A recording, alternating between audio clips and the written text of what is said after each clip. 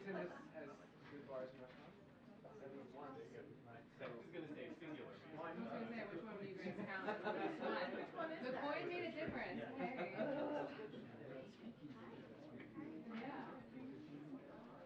Isn't there like there's like a I haven't been there. I went to Purdue once and regretted it immediately because it was too much of a vibe. It was like, I want to sit here with this. I don't want to traffic. Same. Exactly. Very, very cool.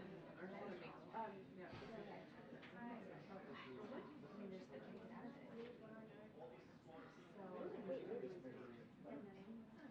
out of it. So, restaurant. exactly. And you know what? So, I need like, I don't know, a vacation from it. Center walls. I like that. Staying outside, but like, sit at the bar. Yeah, you're right. It's pretty funny. If you want. I thought about, but you know what? I'll take a story. All of these activities of mine are restricted to the Lower East Side of Manhattan.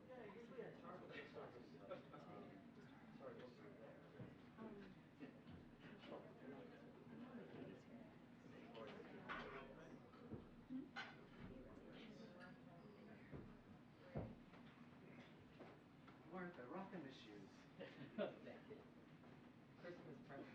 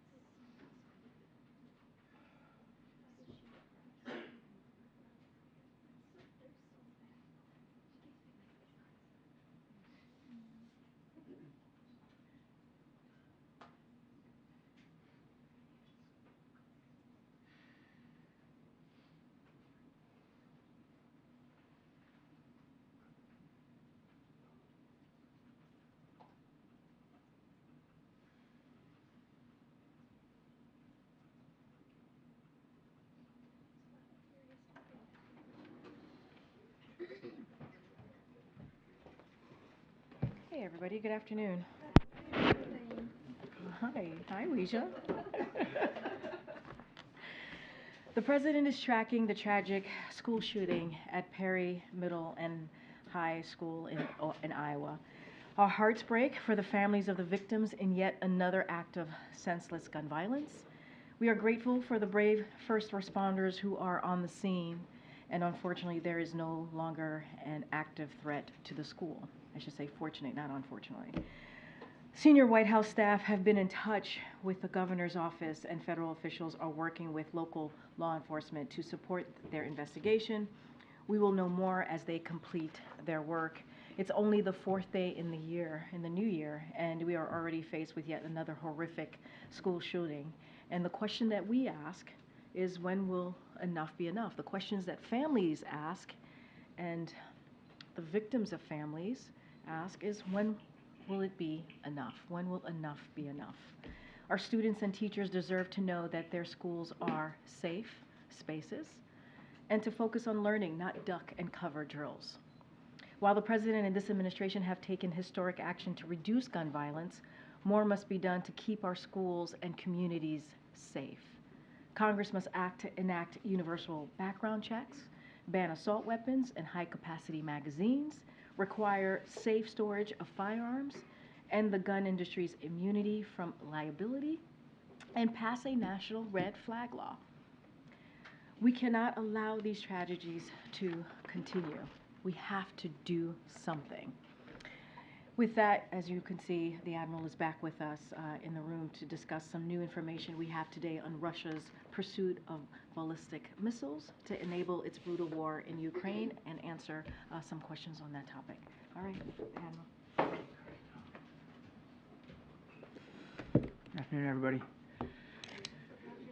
Over the course of 5 days around the New Year's holiday, Russia launched repeated waves of aerial attacks against Ukraine. These massive bombardments used drones and missiles to strike cities and civilian infrastructure all across the country. Strikes reportedly hit a maternity hospital, a shopping mall, residential areas. killing dozens of innocent people and injuring hundreds more. As Russia continues to launch these brutal attacks, the United States has new information to share about the support that Russia is receiving from third countries. Due in part to our sanctions and export controls, Russia has become increasingly isolated on the world stage, and they've been forced to look to like-minded states for military equipment. As we've been warning publicly, one of those states is North Korea. Our information indicates that the Democratic People's Republic of Korea recently provided Russia with ballistic missile launchers and several ballistic missiles. On the 30th of December, 2023, Russian forces launched at least one of these North Korean ballistic missiles into Ukraine. This missile appears to have landed in an open field in the Zaporizhia region. And on January 2nd, Russia launched multiple North Korean ballistic missiles into Ukraine, including as part of its overnight aerial attack. We're still assessing the impacts of these additional missiles. We're releasing a graphic here, which you can see behind me, that documents the launch of these missiles from Russia into Ukraine. And as you can see, the graphic shows the area from which Russia launched the North Korean supplied ballistic missiles on those 2 dates, as well as the impact location inside Ukraine of the missile that was launched on the 30th of December. And as I said, we're still assessing the impacts of the other additional missiles that were launched on the 2nd. We expect Russia and North Korea to learn from these launches, and we anticipate that Russia will use additional North Korean missiles to target Ukraine's civilian infrastructure and to kill innocent Ukrainian civilians. These North Korean ballistic missiles are capable of ranges of approximately 900 kilometers. That's about 550 miles. This is a significant and concerning escalation in the DPRK's support for Russia. Now, in return for its support, we assess that Pyongyang is seeking military assistance from Russia, including fighter aircraft, surface-to-air missiles, armored vehicles, ballistic missile production equipment or materials, and other advanced technologies. This would have concerning security implications for the Korean Peninsula and the Indo-Pacific region. We've also said publicly that Russia is seeking to acquire close-range ballistic missiles from Iran. At this time, we do not believe that Iran has delivered close-range ballistic missiles to Russia. However, the United States is concerned that Russian negotiations to acquire close-range ballistic missiles from Iran are actively advancing.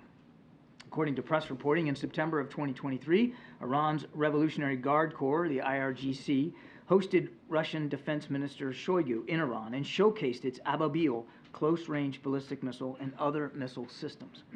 This event marked the first public display of ballistic missiles to a senior Russian official visiting Iran since February 2022. More recently, in mid-December, the IRGC Aerospace Force deployed multiple ballistic missile and missile support systems to a training area inside Iran for display to a visiting Russian delegation. We assess that Russia intends to purchase missile systems from Iran. So in response to Russia's activities with Iran and North Korea, we are taking a range of steps with our allies and our partners. First, Russia's procurement of ballistic missiles from the DPRK directly violates multiple UN Security Council resolutions. We will raise these arms deals at the UN Security Council alongside our allies and partners, and we will demand that Russia be held accountable for, yet again, violating its international obligations.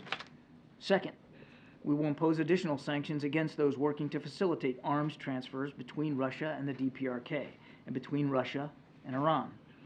Third, we will continue to release information to the public and expose these arms deals, as we are doing today, because we will not allow countries to aid Russia's war machine in secret. But here's the bottom line. The most effective response to Russia's horrific violence against the Ukrainian people is to continue to provide Ukraine with vital air defense capabilities and other types of military equipment. To do that, we need Congress to approve our supplemental funding request for Ukraine without delay. Russia is relying upon its friends to replenish its military stockpiles and enable its war against Ukraine.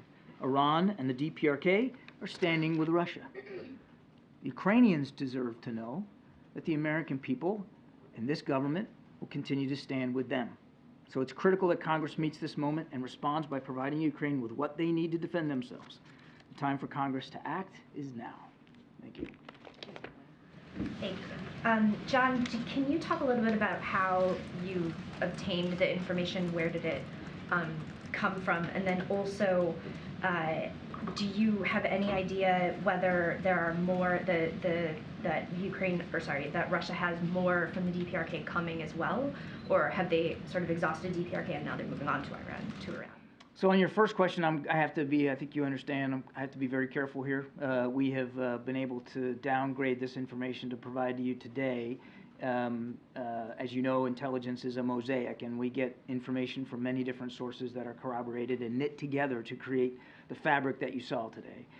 So I'm not going to really be able to go into great detail about all the pieces that helped us put this together, but it was a wide range of intelligence sources over a period of time. As for their inventory now, again, I want to be careful here, but I would just put it this way, that we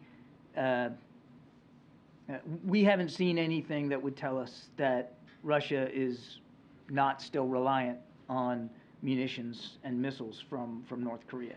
And as you remember, we also downgraded some information months ago about their procurement of artillery shells. So this is a relationship that has been ongoing, and we're obviously deeply concerned that it appears to still be in force, and that's why we're going to take those actions here at the UN. And in regards to Iran, how close is Russia to obtaining or to purchasing missiles from Iran? All I can tell you is what I said at the top, which is we have not seen them consummate a deal for close-range ballistic missiles. Go ahead, Michael. Admiral, I think you said in your topper that you sort of attributed part of the reason that Russia is having to go to these sources to the success of American sanctions aimed at their domestic production. But in our reporting suggests that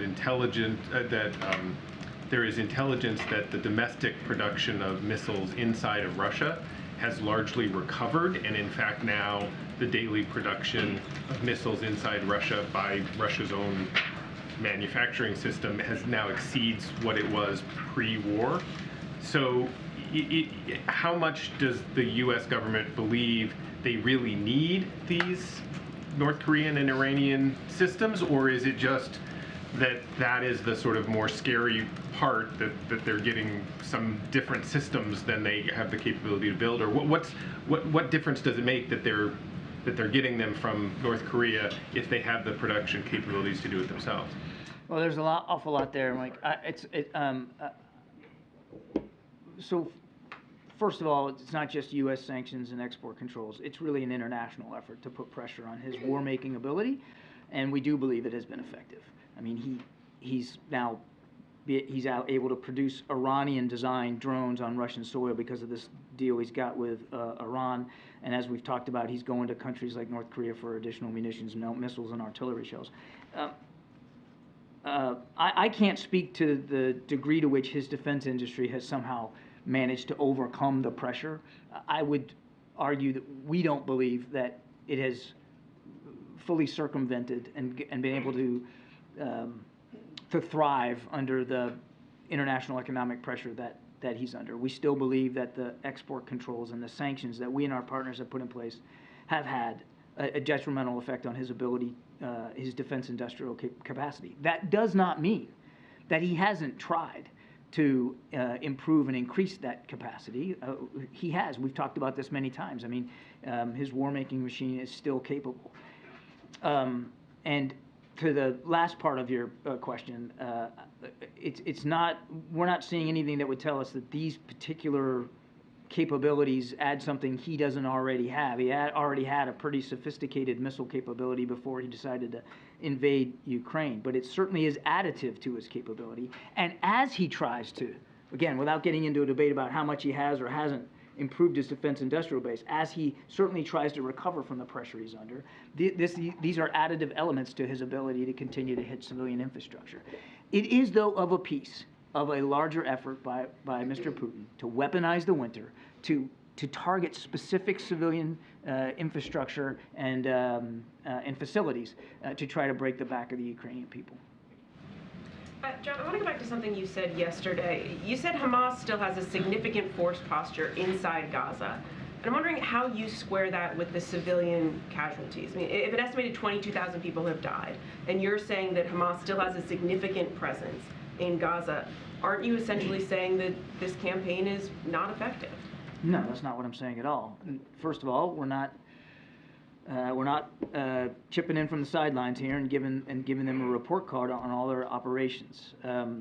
You can still be effective against the leadership of an organization and still have many members of the organization survive. They have gone after the leadership at various levels, and they will continue to do that. But I don't see the dissonance there. So you deny that the civilian casualties are disproportionate to achieving their objective of eliminating Hamas? We've been very clear about civilian casualties, Mary. Zero is the right answer. We want to see them do more to reduce the impact on the civilian population and to protect innocent lives. I mean, we don't want to see a single more civilian killed here. I guess when the civilian casualty outweighs the losses to Hamas this significantly, this drastically, if that many people have died and you still have a significant presence inside of Gaza, at what point do you say this strategy isn't working? That would be for the Israelis to speak to. This is their operation, not the United States operation. They would have to make those kinds of decisions. I will tell you that they believe that they still have a viable threat by Hamas, that the Israeli people are still under a threat by Hamas, an organization that has vowed to do October 7th over and over and over again, that doesn't believe that Israel should exist as a nation. And so they're prosecuting against that threat. And we are continuing to talk to them about how they do that, because as Secretary Blinken has said, how they do it matters. And we want to make sure that they're doing it effectively, clearly, against the leadership of Hamas, going after their ability to command, control, and resource themselves, at the same time protecting innocent lives. Thanks, Katrina. John, ISIS has claimed responsibility for the attack in Iran. Is that the U.S. conclusion as well? And what is your analysis, or the U.S. analysis then, of ISIS's strength and whether it's increasing? We have seen the public credit now that ISIS-K has taken for the attack in Iran. We're certainly in no position to doubt that claim by ISIS-K. And I'm sorry, the second question was?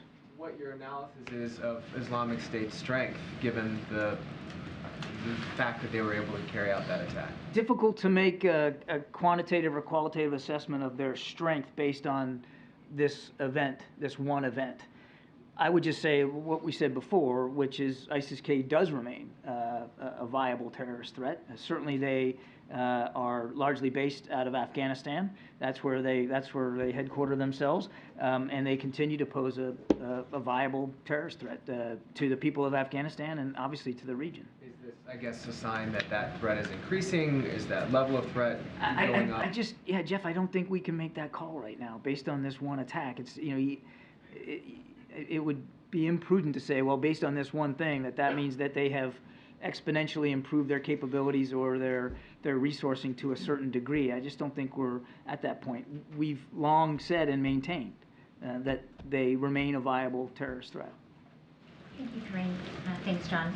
Yesterday, you also said once again that you expect Israel to operate within the boundaries of humanitarian law. But the last time I asked you whether the U.S. had assessed whether it was doing that or not, you said you did not know of any assessments. Has that changed? And if it hasn't, is it just an honor system that the U.S. will take Israel at its word that it is not breaking any war crimes? I think you're conflating a couple of things. The question I got yesterday was about speculation that the Israelis conducted an airstrike in Lebanon to kill a senior Hamas leader, accounts that I'm still not able to confirm. And what I said was they have a right and a responsibility to go after Hamas leadership. They've said that they're going to do that, same kind of tactic that we would and have approached against groups like ISIS and Al-Qaeda, but we expect them to do it in accordance with international law, is what I said, and that was the context with which I said it. It wasn't about civilian casualties. It was about a proposed airstrike, a reported airstrike in southern Lebanon. Now, to the thrust of your question, we continue to talk to our Israeli counterparts about, again, the manner in which they're conducting military operations, and with the foremost in mind, the need to protect innocent civilian life. And as I have said before, we have seen them act in ways that demonstrate that they are making an effort. That doesn't mean that more can't be done, or more shouldn't be done. We don't want to see a single more innocent civilian life taken. But they have, for instance, they have reduced their reliance on airstrikes. They have, in some cases, conducted operations at smaller unit levels so that they can be a little bit more precise. They have publicized areas where people can go to be safe from combat operations, and they have opened up humanitarian corridors. So they are making an effort. Again, doesn't mean that more can't be done. So I hear what you're saying, and if you continue to say you do a lot of talking to Israel, you do a lot of talking to partners in the region. Have you taken any action to this day to assess whether Israel is following the rules of war or not? I am not aware of any kind of formal assessment being done by the United States government to analyze the compliance with international law by our partner Israel. Why not? And how can you be sure then that the weapons and resources that the U.S. is supplying is under those guidelines? I would just tell you that we have not seen anything that would convince us that we need to take a different approach in terms of trying to help Israel defend itself. Thanks, John, Admiral. There was a strike in Baghdad today that killed a military commander of a pro-Iranian group. Just wondering if you can confirm whether the United States was responsible for that strike. I think I'm going to refer you to the Department of Defense on that one. But didn't you ask me yesterday about Palestinian taxes? I did not. Somebody did. I'll take an answer. Yeah, but I actually, if you don't mind, I screwed this up. I screwed this up yesterday. So I was asked yesterday about whether we think Israel should agree to the Norwegian plan that would allow taxes that Israel collects for the Palestinians to be transferred to the PA. This is Palestinian money. We've been clear that those revenues should be released to the Palestinian people. I got it wrong yesterday, and I just wanted to correct the record. Thank you, Corinne. Just quickly, John, on the strike in Ukraine, is the fact that the North Korean missile landed in an open field indicative of a failure of the missile of some kind? Yeah, I think it's just too soon to know that. We don't have any specific data analysis that tells us it was a failure of the missile. Could have been a targeting issue. Could be a missile malfunction. It might be a result of poor operational factors, whether or not the crew was properly trained how to fire. We just don't know. I mean, thankfully, all it did was put a hole in a field. But I would remind that on the 2nd of January, there were multiple North Korean ballistic missiles fired into Ukraine. And as I said in my opening statement, we're still doing the assessment on the damage that they caused. On the attack, or on the warning to the Houthis from that list of nations, can that be read as anything other than threatening to attack in Yemen?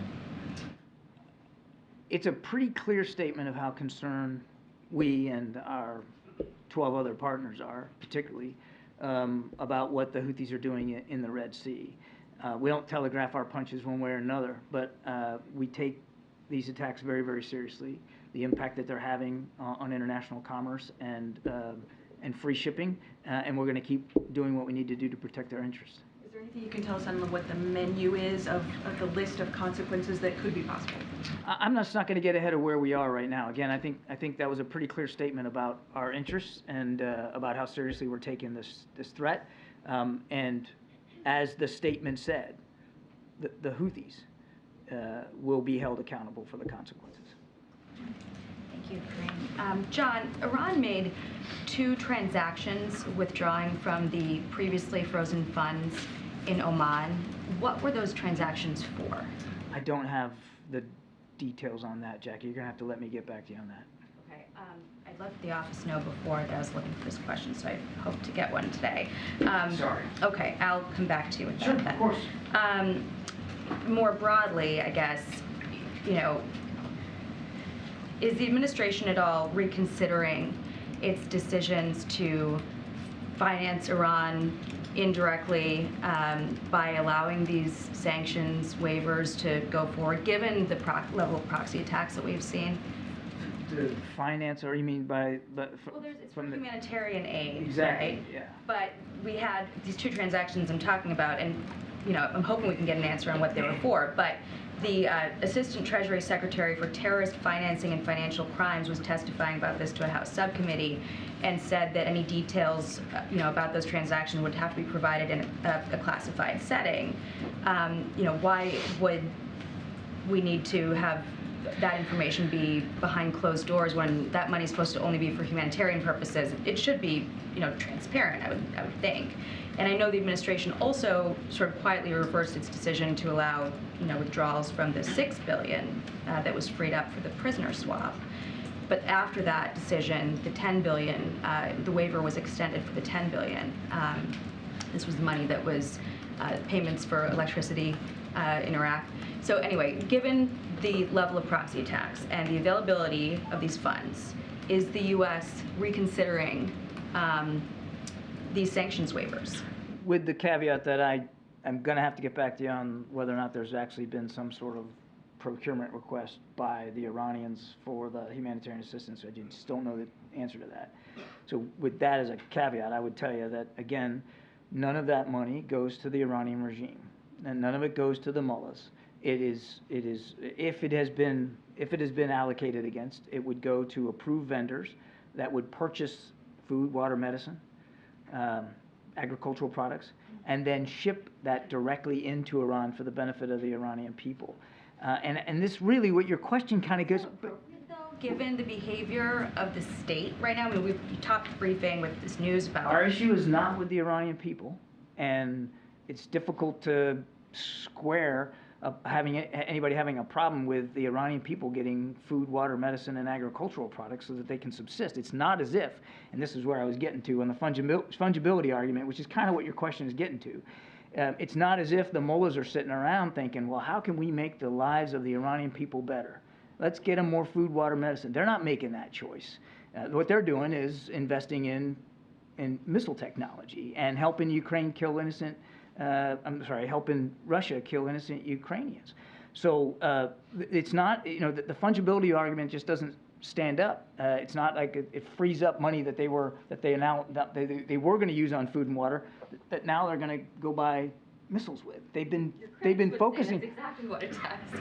Well, and I would argue that the critics are incorrect. It's the mullahs, the regime in Iran has been doing that consistently over multiple presidential administrations, Republican and Democratic. They have hegemonic ambitions in the region. And they are a destabilizer in the region, and they have been investing a lot of money into advanced military capabilities to try to push forward that vision. It's not as if they've been prioritizing the Iranian people, and this money, these funds are designed for the Iranian people and for their benefit only. One very last question. Can the administration name a single lawmaker who has called to reduce the number of Border Patrol agents? A single lawmaker that has called for I would argue, as I think Karine has talked about this, in the fact that they voted down proposed legislation that would, at the president's urging, increase the number. So just by dint of the sheer numbers and the votes, the House Republicans have said they don't favor increasing the number of border agents. And you heard Speaker Johnson down at the border yesterday. That they're not interested in moving forward on the president's national security supplemental, which had $6 billion in there, much of it designed to get us another 1,300 border agents.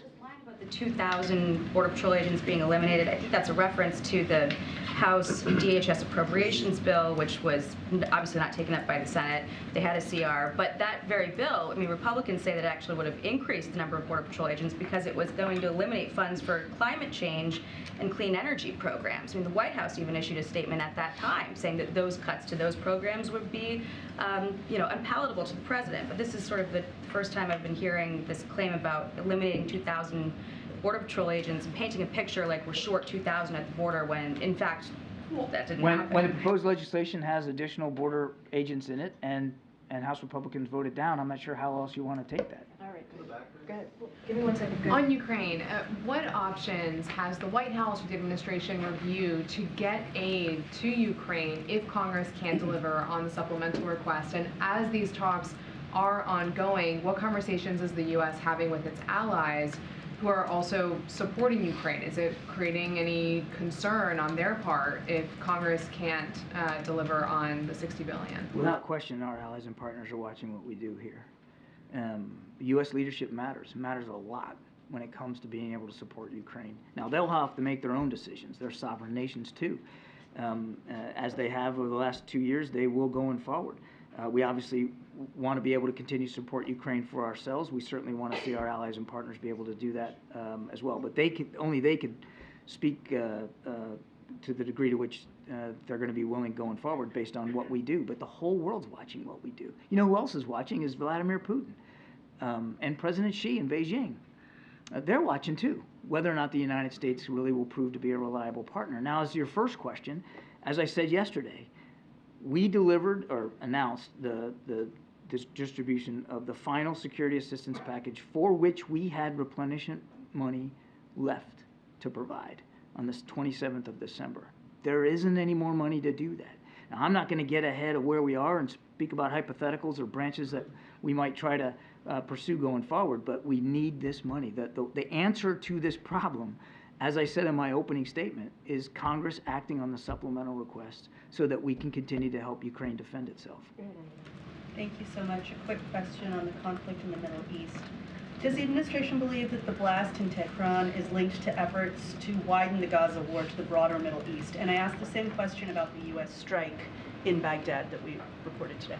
On the U.S. strike, I'm going to refer you to the Department of Defense. I'm not in a position to speak to that specifically. I haven't seen anything that that indicates there's a direct link to what's going on in Gaza and with the attack in Iran on the anniversary of Soleimani's death. I haven't seen anything tangible that would tell me that there's a link there. And then while Ukraine waits for replenishment of its air defense systems, are you worried that Russia could destroy some of its batteries, like the Patriots and then NASAMS and whatever they're called?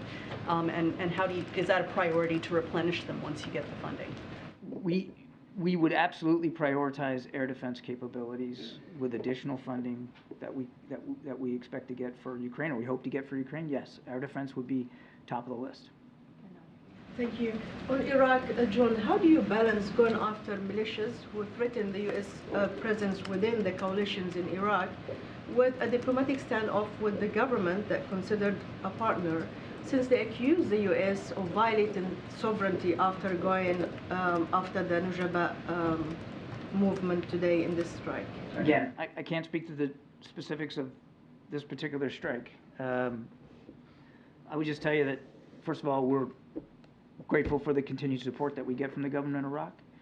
We are an advise and assist capacity only to help Iraqi security forces continue to go after a still viable ISIS threat in Iraq. And that partnership continues. Unlike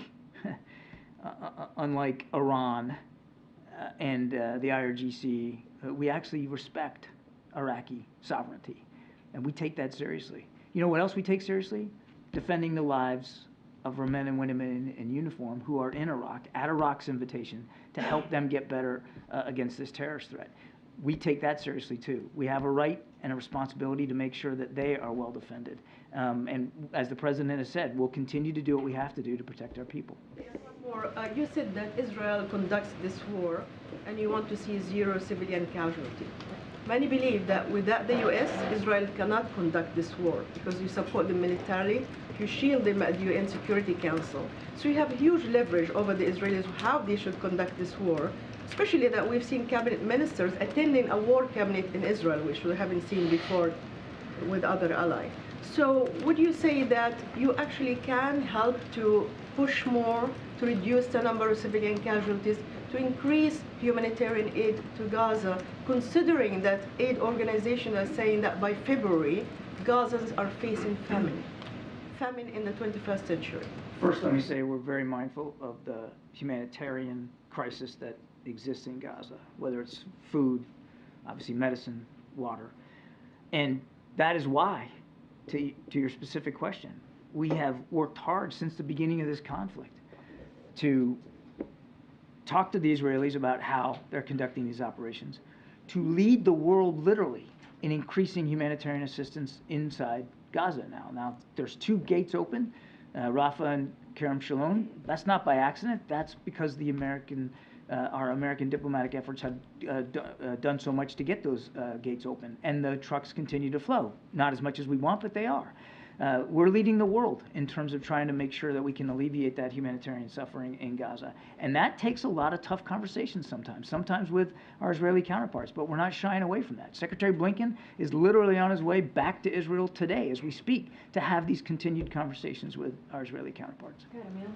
Thank you, Karim. Thank you, John. About Chinese spy balloons, Taiwan Defense Ministry stated yesterday that they spotted several Chinese balloons over the island. Does the White House have any reaction? Also, are you concerned about election interference as the election is approaching? Yeah, I'm not in a position to confirm reports about balloons over Taiwan. I'd certainly refer you to officials in Taiwan and to Beijing to speak to that. We obviously support the democracy and the democratic institutions of Taiwan, and we want to see free, fair, open, transparent elections there. And we're certainly mindful that outside actors could try to interfere, and we continue to urge anyone outside Taiwan not to interfere in their ability to have a free, fair, democratic election. Jake. Thank you, Corinne. Happy New Year, Corinne. Happy New Year, Admiral. On a somber note, Kfir Bibas, the youngest hostage being held captive in Gaza, turned 1 yesterday in captivity. So, Kfir, wherever you are, Yom Holedet Sameach, happy birthday. Kulanu mitpalelim mishulcha, we're all praying for you. I have 2 questions about the recent U.S. intel report that came out regarding the Shifa Hospital being used as a Hamas command and control center. First of all, can you share with us what new information has come to light now that we didn't already know back in November when the Israelis took control of the complex? I'm not aware of any new information that has come to light since the Israeli operation at Al-Shifa. So this recent intel assessment is only confirming what we already knew then? It is. Okay. And my second question is, what's your reaction to U.S.-funded agencies like UNRWA that have had a presence in these hospitals, that have had schools that is being alleged to have been used as stockpiles for weapons? Does this make them complicit in any way? How does the administration view this? And is there any way that you plan on adjusting your strategy moving forward as far as dealing with UNRWA and other such agencies? UNRWA, the UN relief agency, does important work. In fact, they're doing a lot of heavy lifting right now in terms of trying to get food, water, medicine to the people of Gaza all up and down the strip. They're doing a lot of work, and they're doing it in harm's way, very much so in harm's way. And you can't hold them accountable for the depredations of Hamas and the way Hamas uses civilian infrastructure, including hospitals, for command and control, for storage of weapons, for the holding of hostages. Shouldn't they at the very least raise the alarm if their own facilities are being used in the military? Look, I'll let the UN speak to their agency and what alarms they want to raise or not. We gave them $1 billion. They do good work in Gaza, and they are important to helping get the humanitarian assistance to the people of Gaza. And we're grateful for that work that they're doing, very much in harm's way. I'll let them speak to whatever concerns they have over Hamas's activities and the degree to which that they feel obligated to speak out or not. It's not some state secret here that Hamas hides itself in hospitals and schools and digs tunnels under residential complexes and neighborhoods. I mean, this is what the Israelis are up against, a group that absolutely doesn't abide by the laws of war and has no compunction about putting civilian lives in greater danger. If I could ask you very quickly, John, about the U.S. service member's mother and uncle who were safely freed thanks to a rescue operation from Gaza. It happened in the last several days. I know the U.S. military was not directly involved in this. Can you tell us what role the U.S. played in any way, how this came to be, how the White House became aware of the situation? What, if anything, can you tell us about those circumstances? Yeah, Peter, well, first of all, we're glad they're out. I'd couch this more as part and parcel of an ongoing effort that we have had, working with Israeli counterparts and the Egyptians to allow for safe passage of Americans out of Gaza. I mean, this is part and parcel of that larger effort. So if this being related to a U.S. service member didn't make it any different than any other American you would be trying to get out? Because it's not clear, I think the uncle was a U.S. citizen, it's not clear that the mother was. I just didn't know if there was any unique circumstances here. No, certainly considered them for all intents and purposes, of course, considered them Americans, and we're glad that they're out. There was no U.S. military involvement here. This wasn't some sort of special operation to get them out. Understood. Then if I could ask just one other separate question. Would the U.S. support Israel if it pursued and killed members of Hamas leadership in another country within the bounds of international law, say if it happened in Qatar? I don't want to get into specific hypotheticals here. We could go down. Right, the responsibility to do it as long as it's within international law. So would that also apply to Qatar? We could go down a lot of rabbit holes here, Peter. I'm not going to get into hypotheticals. As I said, they have a right and responsibility to go after Hamas leadership. Our expectations are that they'll do that in accordance with international law. Andrew, you have the last question. Can you just add a little bit more detail on Russia? Can you say how many ballistic missiles Russia is hoping to get from Iran? These are close-range ballistic missiles that you're talking about. I don't have that level of detail. We don't believe a deal has been consummated, so it's difficult to get into too much detail beyond that. And you said that there are several, that Russia has received several ballistic missiles from North Korea. How many are remaining that could still be shot into? Yeah, that's the question, sort of a similar question to what I got before. I'm not at liberty to go beyond the information that I was able to give you at the top here. Okay? Thanks, appreciate it. Thank you so much. Thank you, John. Thank you. Thanks, Admiral. All right, Colleen, you want to reset us? Yes. Okay, so on Senator Menendez from yesterday, does the president believe that the senator should have any access to sensitive information given the gravity of the allegations against him? And look, as you just said, this is serious.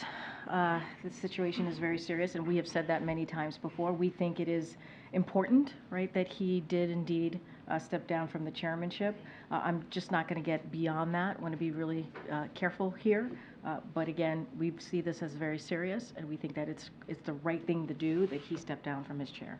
As the leader of the party, should the president be calling for the senator's resignation in general? Just not going to get beyond what I just said. And what we believe as far as anything else, whether it's resigning or anything else that's related to Senator Menendez and his role and him as a senator, obviously, in Congress, that's something for the Senate leadership to decide. Okay. And then on the school shooting in Iowa, I wondered if you could talk about anything the White House has coming on gun safety or gun control, and what more can the White House be doing this year as we're looking at another shooting? Look, and I stated in the top how we're just a couple of days in, right? We're just a couple of days into the new year, and we're talking about another shooting, and that is heart-wrenching and that is heartbreaking. And as I stated at the top, enough is enough. And we're going to continue certainly to call on Congress to act. Obviously, Congress did act in a bipartisan way, passing the first comprehensive piece of anti-gun violence legislation that the president signed. And so we are happy that we got there, and the president obviously has taken more action than any president in his first 2 years, signing more than 24 executive orders to deal with this epidemic that is the #1 killer of our kids. And so, look, we have to keep doing the work. And what I can say is just last month, we hosted the largest ever White House convening of state legislators to discuss actions that they can take to end this epidemic of gun violence. And so we also announced the Safer States initiative to drive additional progress from investments in gun crime prevention and intervention to common sense laws to keep guns out of dangerous hands. And so we're going to keep doing that. And this is, again, this is a president that has taken unprecedented action here. We're always going to look for other ways to deal with this. We've started, obviously created the first anti-gun violence office, which is incredibly important. It's helping communities it's going to help communities like the community in Iowa, but also we also have to implement these more than 24 executive actions that the president signed into law. Okay, JJ.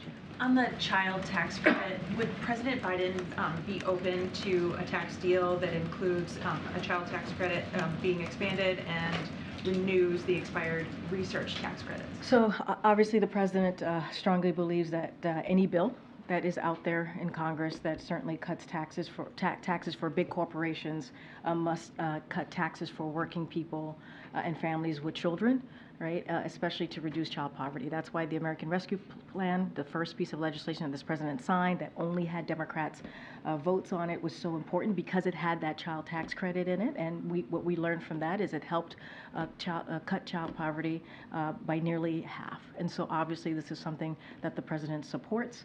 And so we'll see. We will see what Congress brings forth. So the part about renewing the expired research tax credits, he also supports that? So that is something that I need to be really mindful and talk to our team here about that. I just don't have anything beyond that, but obviously this is something that is incredibly important to the president. We want to make sure that what bill comes out, if there is a bill that comes out in this legislative session, as it gives tax cuts for big corporations, that it must also give tax cuts for working families. That is something that we have seen from this Congress in the last legislation putting forth those types of bills, and so that's what the president would certainly want to see. Thank you, Corinne. On the southern border, in an interview with CBS News, House Speaker Johnson said on his first day in office, President Biden came in and issued executive orders that began this chaos. Did any of the administration's policies contribute to the record number of border crossings? What I can say is this. On his first day in this administration, the president put forth a comprehensive immigration legislation to deal with a broken system. That's what the president did, to deal with a broken system. We were just a couple of weeks away of 3 years ago that legislation that he put forward to Congress to actually deal with an issue, right? And so that's what I can say. The president understands that there's a problem at the border. He put forth on his first day something to deal with that problem. And what we continue to see from Speaker Johnson and Republicans, House Republicans, I know Jackie asked a question about something that I said yesterday in May, and I'll repeat it. I repeat what I said yesterday. In May, House Republicans decided to vote on a bill that would cut 2,000 Border Patrol agents at the border. That's what they did. That's what they did. And they continue to obstruct and get in the way of of the president wanting to move forward with a supplemental that includes border security. They're getting in the way of it. They are. While Senate Republicans and Democrats in a bipartisan way are trying to find a way, a bipartisan agreement to deal with border security, you have House Republicans who left. They left in the middle of December, and I think they come back next week. Maybe they'll get some work done. Instead, they're playing politics. So is that a no?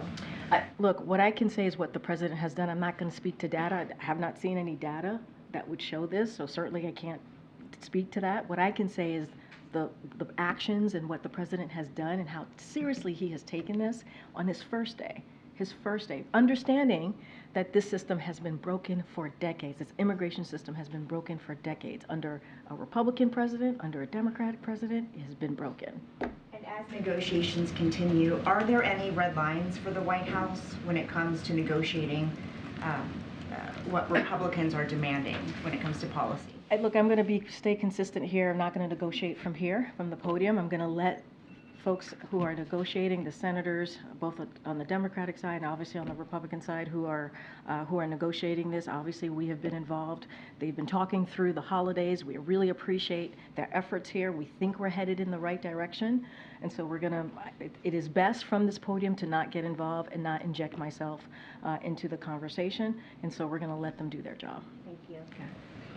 On House Republicans and getting this supplemental request passed, House Republicans have made clear to this point that they are not interested in signing off on a border deal, anything short of H.R. 2, which they passed. So is there any outreach from the White House to House Republicans to try to get the supplemental across the finish line and get a deal? They went home in December. They literally went home in mid-December. That's what. Is there a miscalculation by the White House to not be in touch with House Republicans who are necessary to get this? We're in regular touch with Senate Republicans who are at the table with us, with other Democrats in the Senate, having a real conversation about a bipartisan agreement. They're talking for themselves. They basically took action by leaving in mid-December while the Senate side was actually having conversation to deal with an issue. They're playing politics. So I'm going to let them, their actions are speaking for themselves. We're going to have a real conversation where the negotiation is actually happening in good faith with both Democrats and Republicans in the Senate, and that matters. That matters. And so we think it's going in the right direction. We want to continue to have those conversations. It's been happening for some time now. And so we'll let them put something forward, and we'll move from there. Lastly, though, but if House Republicans are slamming White House immigration policies, why is the White House not in touch with those Republicans who, again, would need to approve of a deal to get the critical supplemental request that you've talked about? I'm not saying that we're not going to have, at some point, we're not going to have a conversation with House Republicans. That's not what I'm saying. I'm saying that their actions have proven to everyone where they stand on this. So we're having a productive conversation with Senate Republicans and Democrats to find a bipartisan agreement, because we understand the system is broken. It's been broken for decades, the immigration system, and that is important. Let's not forget, this is a president that has been able to come together with Republicans and put forth many, hundreds of bipartisan agreements, legislation that have been turned into, that he signed into law. That's something that he understands how to do. His team understands how to get that done. But, you know, House Republicans, again, they left in mid-December and have not returned to actually deal with this in a real way. Instead, they're playing politics. That's what we're seeing. I'm not saying that conversations are not going to happen. Obviously, we have to have the House be involved in this too. But right now, the productive conversations are happening in the Senate. Just based on that last answer, has there been a breakdown in the relationship between the White House and the House? I wouldn't say there's a breakdown of relationship. What I will say is just we're calling out what we're seeing. We're calling out what we're seeing. I mean, it's the facts. They left in mid-December, and who was left to continue to have the conversation as it relates to the border, right? The border security was the Senate. And when we've had and we're having conversation with both Republicans and Democrats in the Senate. I have two completely unrelated questions. Sure. Apologies for Nope. hogging time. No apologies. Go for it. The president did have this lunch with historians, and I'm wondering if there are any details you can share about that, and also, like, what about this particular moment has him reaching out to historians? So look, the president has done this before. Here's something. Okay, I heard a voice. No worries, Jackie. I thought I was hearing things, but I'm not. I was like, I'm the only person that's hearing it. Okay. Okay. You and me. Okay. Okay. So look, the president tends to, and he's done this before. He's met with historians before ahead of an important national moment, which we're about to see. Certainly as it relates to January 6th. And he met with these historians, a diverse group of historians, to hear from them, to hear directly from them on their thoughts about our democracy here in this country and abroad. And the president felt it was incredibly important to hear from this diverse group of historians. And again, he's done this before. It's not the first time. And so it also, I think this says a lot about how the president sees things more broadly. He believes in hearing from a diverse group of people, hearing different voices on policy issues, and certainly something as important as our democracy. And that's what you essentially saw from this president yesterday. And then just one more thing. How concerned is the president about what appears to be a pretty botched rollout of the federal financial aid form? It was due to be out in October, then it was a drop-dead deadline at the end of the year. Now there's this soft launch that is going quite poorly, and there's like hundreds of thousands of American families trying to figure out paying for college. So look, I do want to take a little bit of a step back here and just lay out a little bit of what we've been able to do over the weekend. So they, as you stated, they initiated the soft launch, the Department of Education, with the goal of ramping up volume over time to monitor the site performance and create a better experience, obviously, for students and families. And so this is consistent with what us trying to put forward best practices. That's what you're seeing here. And just the other night, more than 400,000 applications had been completed, so that's important. The application opened at 8 a.m. on that yesterday, and it will be open for the majority of today, obviously. And so this better application process will make college more affordable and a reality for more students. That is what this administration fights for every day. And so obviously the Department of Education could speak more specifically on details. But this is part of our best practices. We're trying to do our best to make this process easier for families and students. And so look, it's going to take a little bit of time, right? It is, but they've been working through it. The Department of Education has been working through this through the weekend. And so we're seeing some better improvements here, and I think that's important. Go ahead, I didn't get to you. Go ahead. Could you give us some more information about the president's talk tomorrow, his visit to Valley Forge, which was pushed up from Saturday? Say that last part? It was pushed up from Saturday because I guess we're going to have a snow.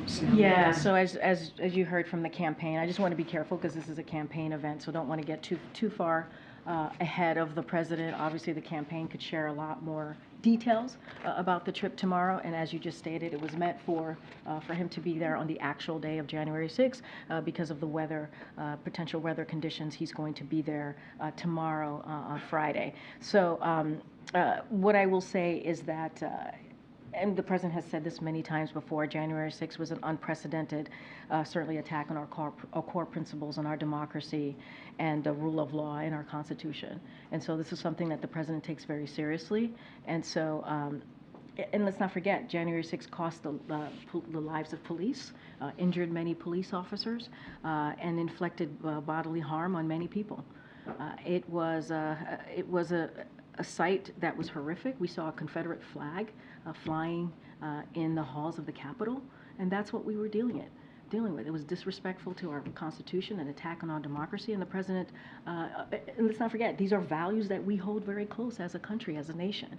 And so the president's going to continue to speak about this. He's going to continue to be very vocal about this, and so certainly you'll hear that from the president, but I want to be really careful because it is a campaign political event, so I don't want to get too far into it. Why the choice of Valley Forge as opposed to He'll doing speak more to that tomorrow. I'll let the president speak to that.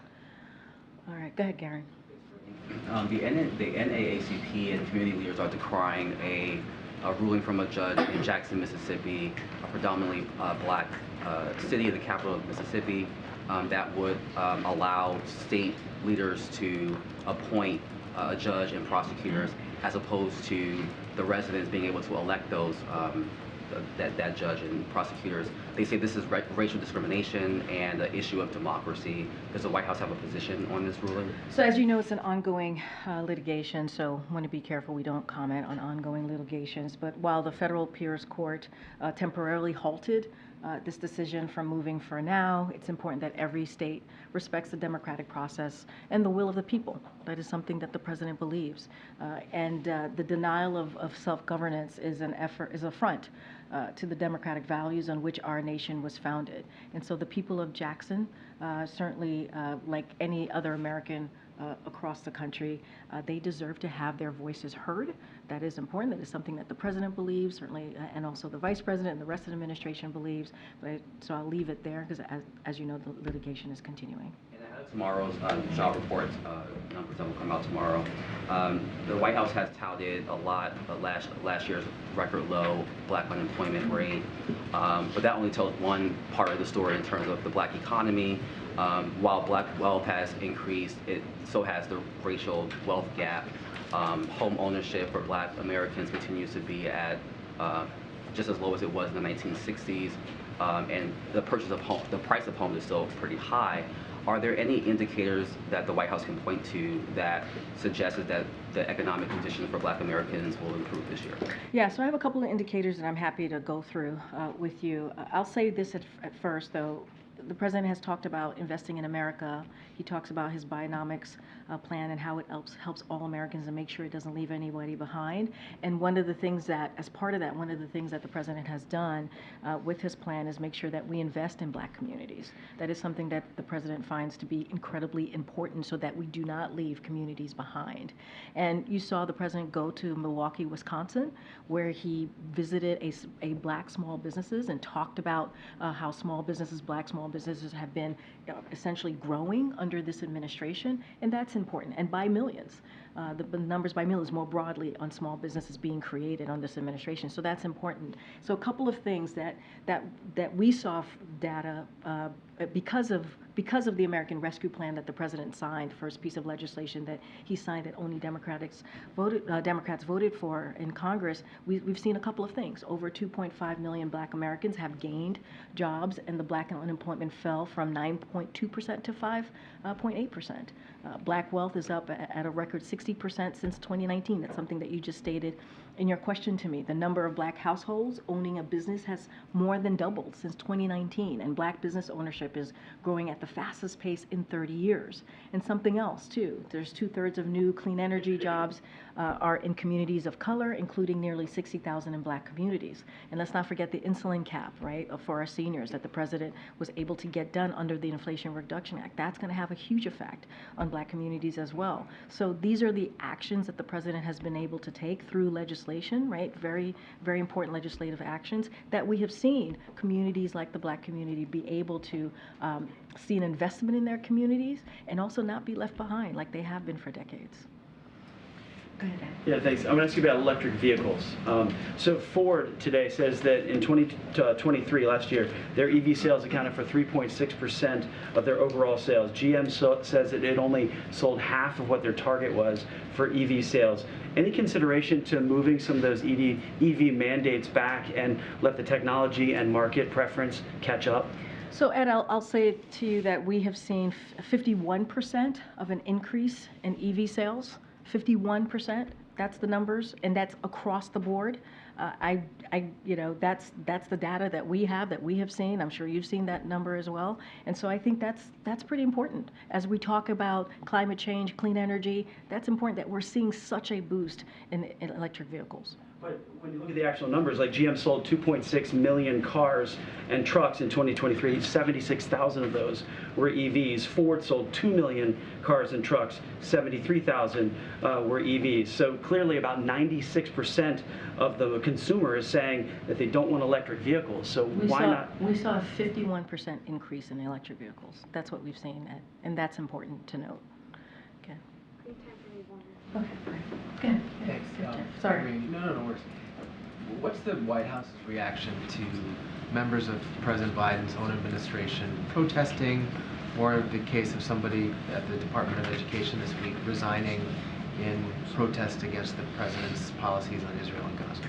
Look, we've spoken to this before, and what we'll say is that people have the right to voice their opinion. We understand that these are times where you know, people it's an emotional time, and we understand that. As it relates to, I think, the Department of Education, I know they put out a statement, so I would refer you to the Department of Education, but that is something that we get. Like, people have opinions, they have thoughts. These are incredibly, you know, personal times for people, right? But I'm not going to say much more on each resignation or each comments that people may have. I will just on that particular one, I would refer you to the Department of Education. Okay. Back on that president's speech tomorrow on democracy, in December AP poll, 8 in 10 Republicans said democracy would be weakened if Biden were reelected, and that was also the view of 56% of independents. So is the president's speech tomorrow aimed at trying to convince Republicans and independents otherwise, or is it more aimed at sort of rallying Democrats about how important an issue this is?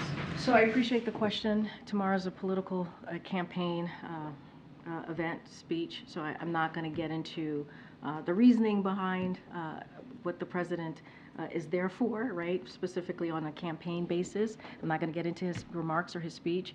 That is something that the campaign can deal with directly on this particular question. What I can say more broadly of what the President has said about January 6th and how it's an attack on our democracy, our fundamental values, how it was unprecedented, and how we have to continue to speak out, and it is important to do so.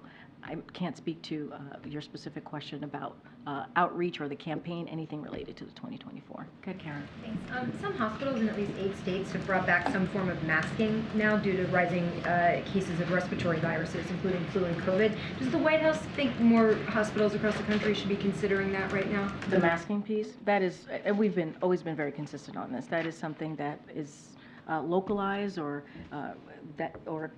hospitals, communities, cities, states, they have to make their own decisions. That's not something that we get involved in. And how about Americans broadly now? There's 31 states in the latest data that have high or very high levels of respiratory illness, RSV, flu, and COVID. What should Americans be doing with the recommendation? So, look, it is up to each and every American to make their decision on what they want to do. We have a range of tools, right? That is something that we've been able to do these last 3 years for people to protect themselves from the impact of COVID, whether it's a vaccine, whether it's at-home testing, whether it's treatments, right? All of these things are incredibly important. So there are tools available for folks, and we're going to certainly encourage Americans to take those steps.